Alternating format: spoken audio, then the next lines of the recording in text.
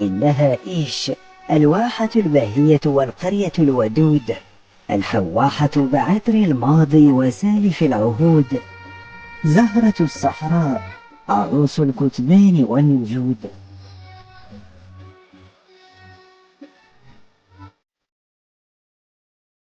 قصر على خط الحدود، واحة ظلت واقفة رغم رياح العصرنة التي تهب عليها من كل جنب، صامدة أمام تقلبات الدهر، محافظة على أصالتها وطابعها الهندسي.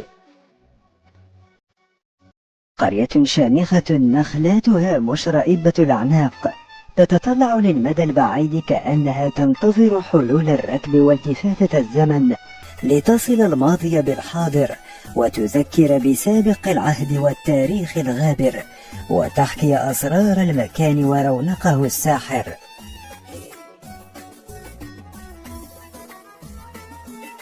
حكايات طالما رددت صداها الأودية والصحاري، غدت من فرط القدم روايات غريبة الأطوار، أساطيرا فاقت أحداثها الخيال والأفكار. وبعد اجتياز تضاريس متباينة تكونها الأخاديد والوهاد والنجود،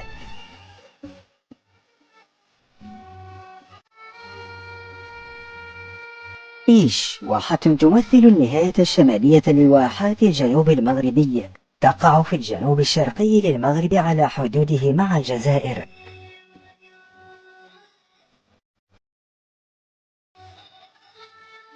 تتموضع إيش وسط منخفض ينتمي للأطلس الكبير الشرقي، وتبعد عن مدينة بوعرفة بحوالي 102 كيلومترات، وعن البحر بنحو 430 كيلومترا.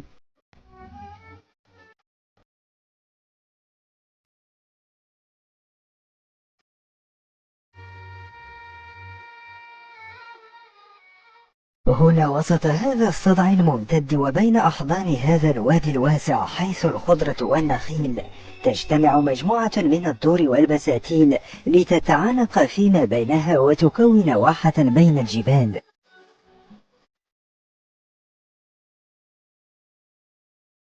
على ارتفاع نحو 1050 مترا عن سطح البحر، وبمنتصف السلسلة الجبلية الممتدة من مدينة أكادير جنوب غرب المملكة المغربية حتى ولاية بسكر شمال شرق الجزائر، تقع إيش بين جبال تحدها من كل جانب، جبال متفرقة تتميز بسفوح شديدة الانحدار